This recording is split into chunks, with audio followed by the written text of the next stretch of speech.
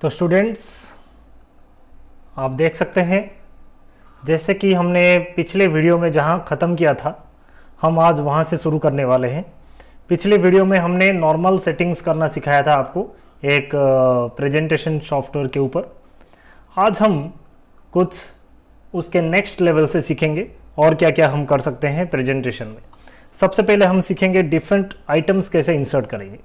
सबसे पहले हम जाते हैं आज, ये जो नॉर्मल एक स्लाइड हम इंसर्ट करते हैं तो उसमें 4 ऑप्शन दिखाई देता है। देखिए, insert table, insert chart, insert audio और वीडियो और इंसर्ट इमेजेस। इन चारों में से सबसे पहले अब सीखते हैं इंसर्ट टेबल करना। यहाँ जैसे ही हम क्लिक किया तो हमने देखा यहाँ की number of columns and rows insert करने के लिए दिया है ऑप्शन। यहाँ पे मैं 3 रोज, यहाँ पे मैं 3 कॉलम्स दे रहा हूँ और 5 रोज का ऑप्शन दे रहा हूँ। फिर ओके दबाता हूँ तो एक 3x5 का टेबल मुझे यहाँ नज़र आता हुआ दिख रहा है। आप देख सकते हैं।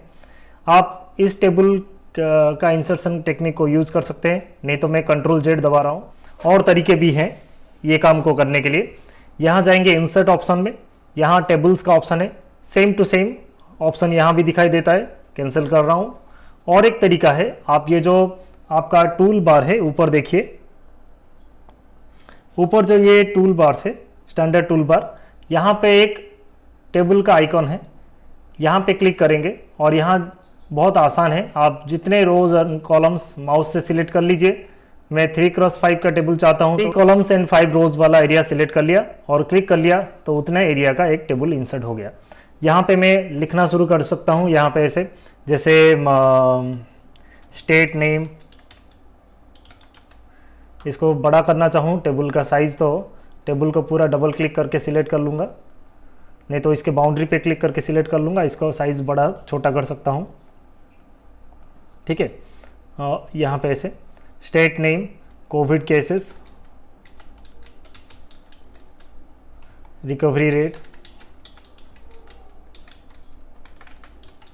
ऐसे एक स्टार्ट में बना सकता हूँ। यहाँ मैं कोविड केसेस का स्टैट बोल के ऐसे ऊपर हेडिंग दे सकता हूँ, कोविड केसेस का स्टैट्स। यहाँ पे मैं एक टेबल ऐसे बनाना चाहूँ तो बना सकता हूँ, जिसमें कि स्टेट के नाम रहे, जैसे कि मैं डाल दूंगा यहाँ पे महाराष्ट्र, ठीक है। वहाँ पे कुछ नंबर्स डाल सकता हूँ, कोविड केसेस का, रिकवरी रेट डाल सकता हूँ, यहाँ उड़ीसा डाल सकता हूँ। ये जस्ट एक आपको एग्जांपल दे रहा हूँ मैं, परफेक्ट डाटा तो अभी मेरे पास नहीं है, मैं आपको एक एग्जांपल दे रहा हूँ कि टेबल्स का कहाँ यूज़ कर सकते हैं आप। दूसरा एग्जांपल मैं आपको देना चाहूँगा इमेजेस कैसे इंसर्ट करें। उसके लिए मैं नया स्लाइड अभी इंसर्ट करूँगा, राइट क्लिक करूँगा, न्यू स्लाइड, यहाँ नया स्लाइड इंसर्ट हुआ। यहाँ देखिए इमेजेस के लिए आप यहाँ ये वाला ऑप्शन चूज़ कर सकते हैं, इंसर्ट इमेज। यहाँ ऐसे क्लिक करके मैंने डेस्कटॉप में कुछ इमेजेस रखा है, मैं उनको यहाँ पे क्लिक करके इंसर्ट करना चाहूँगा एंड इसके ऊपर एक टाइटल दे सकता हूँ। ये इमेज के ऊपर यहाँ ऊपर एक टाइटल लगा सकता हूँ, यहाँ पे मैं कि कोरोना वॉरियर्स हूँ इनको। नाउ अलग इमेज चाहिए अगर, दूसरा तरीका भी है इमेज इंसर्ट करने का, मैं वो भी बता देता हूँ आपको। ये था एक नॉर्मल तरीका हमने सीखा। इसके बाद आप इंसर्ट ऑप्शन में भी जा सकते हैं, यहाँ भी इमेज का ऑप्शन है, यहाँ से भी आप अलग इमेजेस सिलेक्ट करके इंसर्ट कर सकते हैं। मान लीजिए और तरीका आप जानना चाहते हैं तो यहाँ भी एक है, जो स्टैंडर्ड टूल बार में एक इमेज इंसर्ट का आइकॉन है, यहाँ पे जाके क्लिक करके आप दूसरे इमेजेस ऐसे ऑनलाइन क्लासेस का इमेज मैं चाहूँ तो यहाँ पे ऐसे रख सकता हूँ। जैसे कोरोना टाइम में एक हेडिंग दे सकता हूँ इसके ऊपर, online classes during Covid time.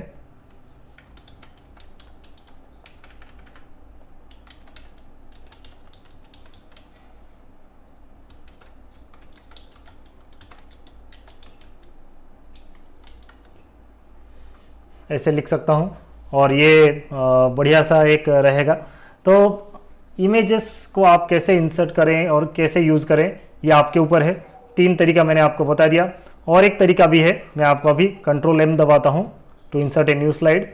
यहाँ पे देखिए इंसर्ट ऑप्शन में जाएंगे, मीडिया ऑप्शन है, जहाँ से कि गैलरी बोल के एक ऑप्शन है।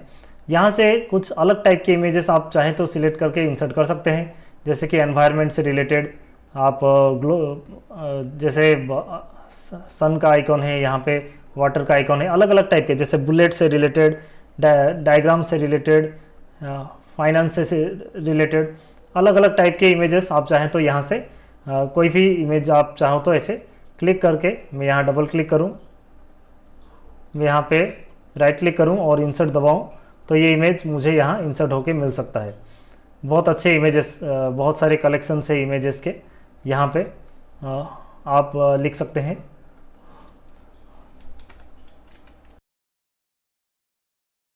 और देखिए इमेज इंसर्ट करना तो हमने सीख लिया। उसके बाद आता है आपका इंसर्टिंग ड्राइंग्स। ड्राइंग इंसर्ट करने के लिए आप सबसे पहले यहाँ जाइए, insert menu, sorry view menu, उसके बाद यहाँ टूल बार्स में जाइए और यहाँ पे ड्राइंग टूल्स के लेफ्ट साइड में एक टिक मार्क होगा, जो कि हो सकता है आपके कंप्यूटर में ना हो। ये पहले ऐसे होगा, अनसिलेक्ट हो गए, फिर आप व्यू में जाएंगे, टूल बार्स में ड्राइंग टूल्स पे क्लिक करेंगे तो यहाँ ड्राइंग टूल्स आप देखिए एक लाइन आपको नज़र आ रहा है अभी, इनमें से मैं चूज करके इंसर्ट कर सकता हूँ। इसके लिए मैं अपना जो स्लाइड है इसका लेआउट चेंज करना चाहूँगा।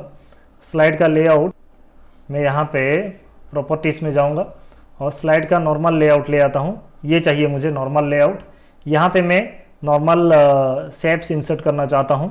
जैसे कि देखिए स्टार शेप है, स्टार शेप को ऐसे क्लिक करूँगा और ड्रैग करूँगा, स्टार शेप आ गया मेरे पास। मैं स्माइली इंसर्ट करना चाहता हूँ तो स्माइली आएगा, ऐसे क्लिक करूँगा और ड्रैग करूँगा। और मान लीजिए कोई एरोस मुझे इंसर्ट करना है या कोई सिंबल्स, सर्कल्स, कर्व्स मुझे इंसर्ट करना है तो इन ऑप्शंस को मैं यूज़ कर सकता हूँ। और उसके बाद इन शेप्स पे कलर, अगर अलग कलर फिल करना चाहूँ तो यहाँ पे अलग कलर मैं यूज़ कर सकता हूँ। थोड़ा डार्क कलर दूँ तो बेहतर लगेगा, बैकग्राउंड क्योंकि वाइट है, इतना भी डार्क नहीं, ये ठीक रहेगा। फिर इसका बॉर्डर सेट कर देने से बढ़िया दिखेगा ये। मैं इसका बॉर्डर का कलर ब्लैक दे देता हूँ, बॉर्डर का साइज भी थोड़ा चेंज कर देता हूँ।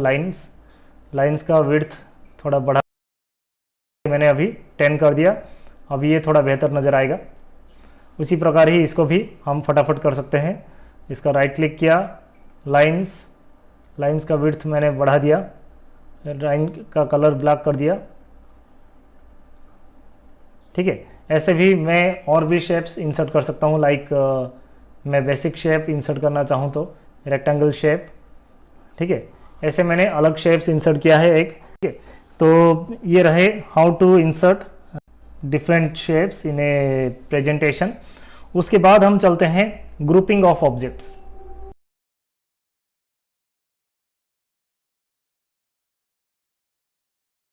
अभी चलते हैं ग्रुपिंग ऑफ ऑब्जेक्ट सीखने के लिए। ग्रुपिंग ऑफ ऑब्जेक्ट से हमें फ़ायदा क्या होता है मैं आपको बताता हूँ। अलग अलग शेप्स हैं मेरे पास, अलग अलग सिंबल्स है, मैं इन सबको एक साथ कंट्रोल कर सकता हूँ यूजिंग ग्रुपिंग ऑफ ऑब्जेक्ट्स। आप देखिए मेरे पास अभी स्क्रीन में 3 सिंबल्स है, मैं इन सबको एक साथ ग्रुप करके एक साथ यूज कर सकता हूँ।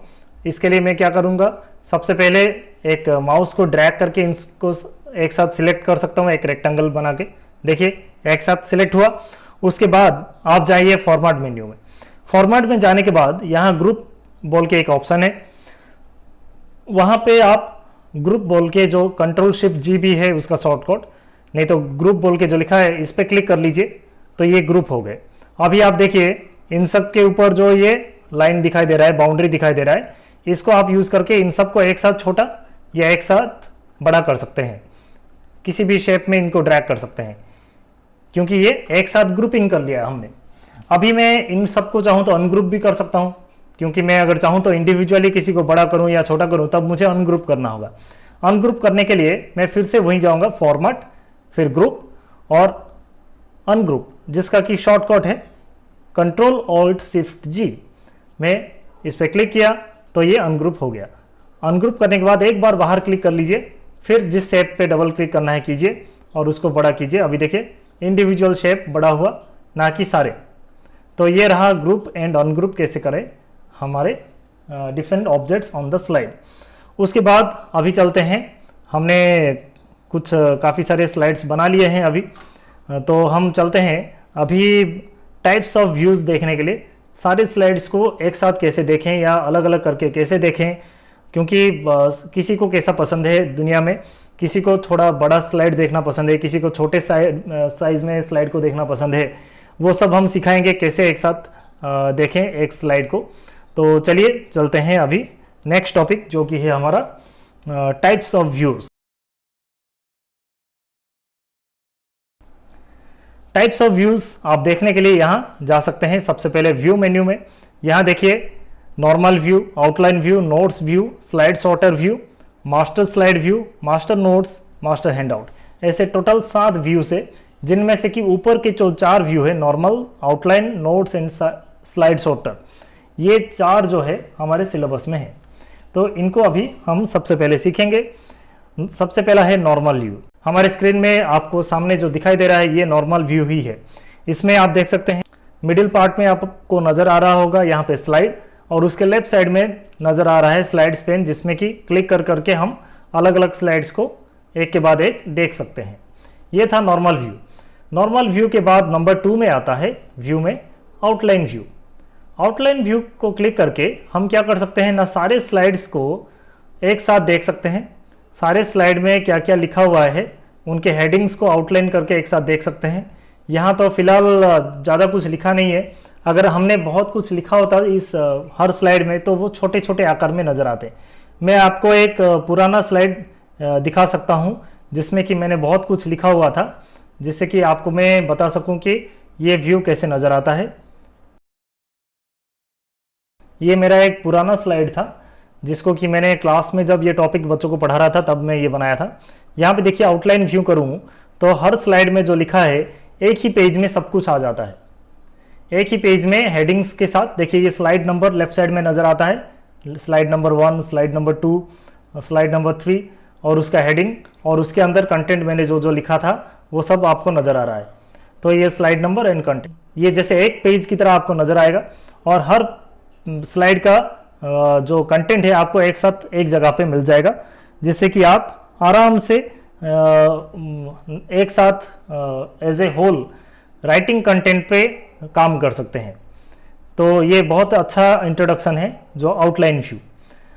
अभी जो नंबर 3 वाला जो है वो है व्यू नोट्स व्यू। नंबर 3 वाला व्यू है नोट्स व्यू। नोट्स व्यू पे क्लिक करेंगे तो किसी भी स्लाइड का ऊपर आप क्या नोट्स लिखना चाहते हैं वो आप यहाँ लिख सकते हैं। ये ज़्यादातर हेल्प करता है जो प्रेजेंटर है, इस स्लाइड को लेके जो प्रेजेंट करने वाला है पब्लिक के सामने, उसके लिए नोट्स व्यू बहुत मददगार है। जैसे कि ये मैं एक स्लाइड बनाया हूँ। सबसे पहले ये हेडिंग वाला स्लाइड है, इसके ऊपर मैं क्या बोलूँ तो explain the heading a brief बोल के मैं ऐसे नोट लिख लिया। तो मैं इस नोट को ध्यान रखते हुए जाके पब्लिक के सामने बोलूँगा। इसको थोड़ा बड़ा करके देखूँ तो यहाँ राइट साइड में देखिए जूम इन का ऑप्शन है, थोड़ा जूम इन करके बड़ा करके भी देख सकता हूँ अगर आपको चाहिए तो। यहाँ देखिए जूम इन का भी ऑप्शन है। अभी देखिए नेक्स्ट स्लाइड में गया तो यहाँ देखिए व्हाट इज़ कोविड-19। तो यहाँ पे मैं नोट्स लिख सकता हूँ, क्या मैं इस स्लाइड के ऊपर क्या बोलूँ, किन पॉइंट्स पे एम्फासिस दूँ, मैं ऐसे नोट्स लिख सकता हूँ। Emphasise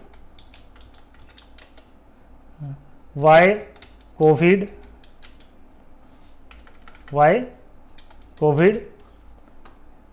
is so dangerous,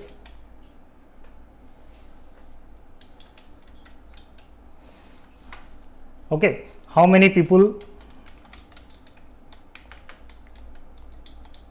are getting affected by it worldwide।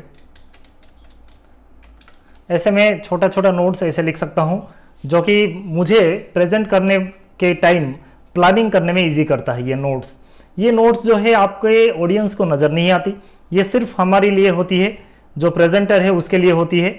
इसी तरह आप हर स्लाइड के नीचे ऐसे नोट्स व्यू में जाके नोट्स प्रिपेयर कर सकते हैं, जो कि आपकी तैयारी को बहुत अच्छा कर देगा।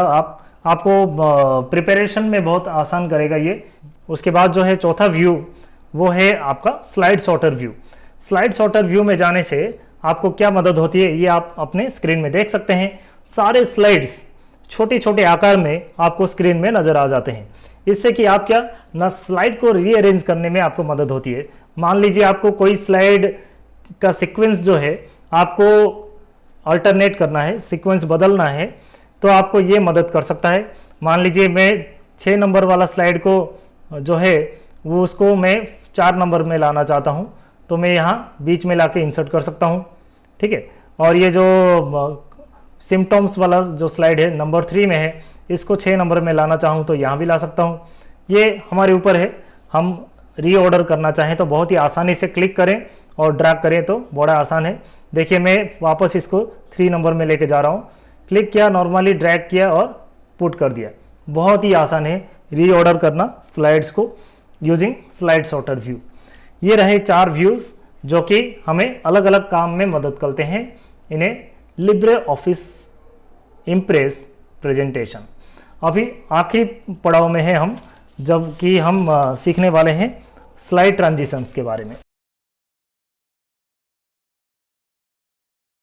स्लाइड ट्रांजिशन करने के लिए सबसे पहले हमें जाना होगा, ये जो राइट साइड में ऑप्शन है साइड बार सेटिंग्स, यहाँ पे क्लिक करके हम स्लाइड ट्रांजिशन वाला ऑप्शन क्लिक कर सकते हैं। और यहाँ पे हम देख सकते हैं बहुत सारे ट्रांजिशन के ऑप्शंस यहाँ दिए गए हैं। मैं आपको कुछ ऑप्शंस ट्राई करके दिखाता हूँ। जैसे कि देखिए ये चेकर वाला ऑप्शन है, जैसे कि बढ़िया सा दिखाई दे रहा है। नहीं तो आप यहाँ नीचे जाके और एक है वॉटेक्स वाला, ये वाला भी ट्राई कर सकते हैं, ओके। नहीं तो यहाँ पे टर्न डाउन, इसमें कि एक स्लाइड घूमते हुए आएगा। ऐसे आपको जो एक पसंद हो आप यूज कर सकते हैं। स्लाइड ट्रांजिशन जो पसंद है आपको, जो ट्रांजिशन आपको पसंद है आप वो यूज कर सकते हैं। डायगोनल वाला, टाइल्स वाला, आप यहाँ ट्रायल करके देख सकते हैं। अगर आपको कोई ट्रांजिशन पसंद आई तो आप उसको अप्लाई कर सकते हैं उसके। अगर एक स्लाइड ट्रांजिशन आपको पसंद आ गया तो आप उसको अप्लाई एक साथ सबके लिए भी कर सकते हैं। Apply transition to all slide दबा देंगे तो ये ट्रांजिशन सारे स्लाइड पे एप्लीकेबल हो जाएगा, जो कि एडवाइस किया जाता है ज़्यादातर प्रेजेंटेशन में। अगर आप फॉर्मल टॉपिक कोई सारे ऑडियंस को प्रेजेंट करना चाहते हैं तब एक ही स्लाइड ट्रांजिशन कॉमन रखते हैं और उसी के जरिए हम प्रेजेंट करते हैं नॉर्मली, जितना मैंने देखा है। और स्लाइड ट्रांजिशन का ड्यूरेशन अगर आप चेंज करना चाहें तो यहाँ से ऐसे चेंज कर सकते हैं। 1 सेकेंड में अगर करें तो जल्दी आ जाएगा, 3 सेकेंड करें तो थोड़ा लेट से आएगा, ये आपके ऊपर है।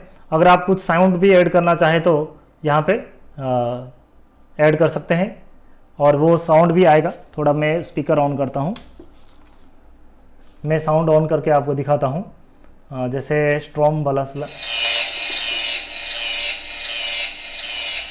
ये साउंड शायद इतना पसंद नहीं आया होगा, मैं कुछ और साउंड प्ले करता हूँ आपके लिए।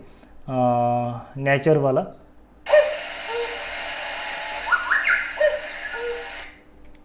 तो ऐसे रहे स्लाइड्स के साउंड। ये तो मैं आपको एग्जांपल दे रहा था, आप अपने हिसाब से विचार करके कोई भी साउंड आप चूज़ करें तो बेहतर रहेगा। और लूप अंटिल नेक्स्ट साउंड वाला जो है ये क्लिक कर देता हूँ, ये चलता रहेगा, ये जो साउंड है चलता रहेगा जो नेक्स्ट साउंड आने तक, कोई नेक्स्ट साउंड जो प्रेजेंटेशन में आने तक। तो फिलहाल मैं अप्लाई ट्रांजिशन टू ऑल वाला चूज़ कर लेता हूँ, कोई एक वॉटेक्स वाला चूज़ कर लेता हूँ।